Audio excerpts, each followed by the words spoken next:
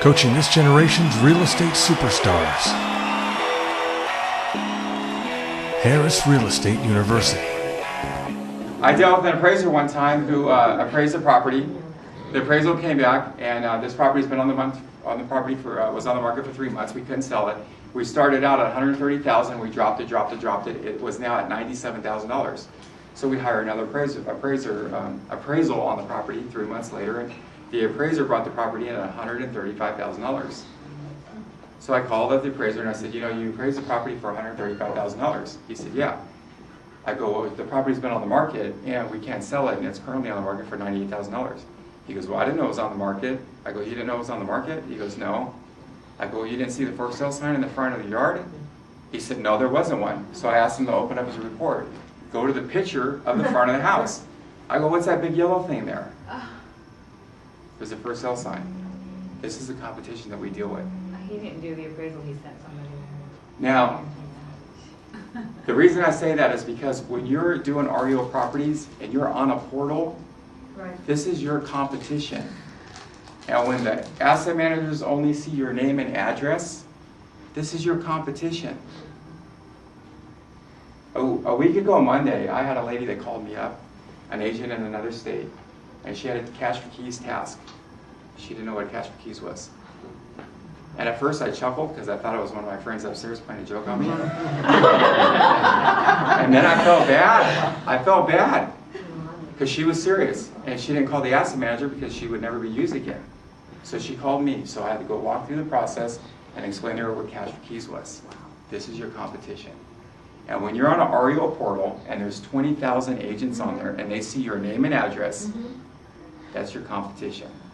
So what do you guys have to do to be able to separate yourself from these guys and girls? Because you need to do something. I talk to agents all day long, and they ask me, well, Martin, I'm not getting any business. Talked to a gentleman the other day, local, from Orange County. I did 145 properties with you guys last year. I haven't received one listing in 6 months. Okay, so I pulled up his file. 7 comments from asset managers. Agent doesn't return phone calls. Agent's always late on tasks. Wow. I had a comment that said, it appears that agent works more for the buyer.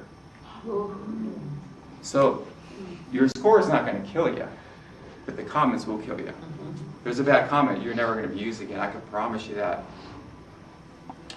I also talk to agents that I hear this on a daily basis as well.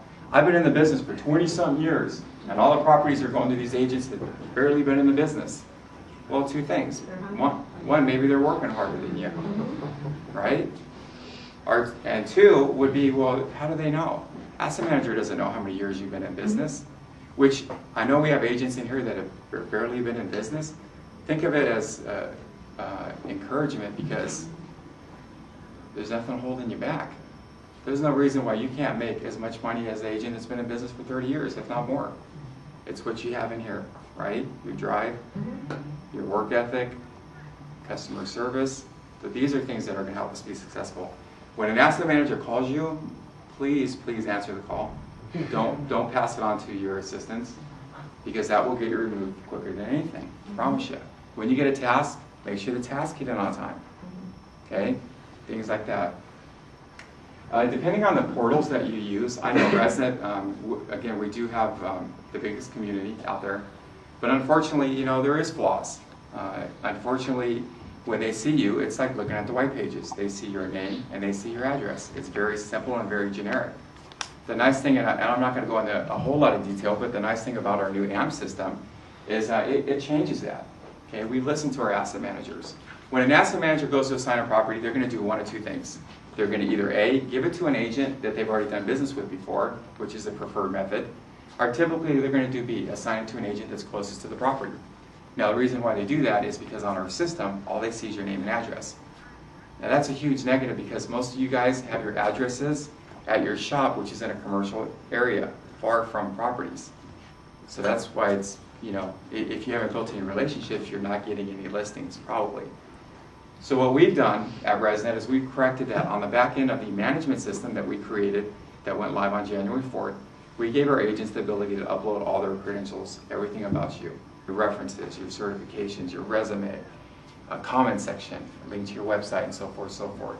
So at least with our system, it does give you guys the ability to stand out on the back end to these asset managers. For free daily coaching, go to timandjulieharris.com.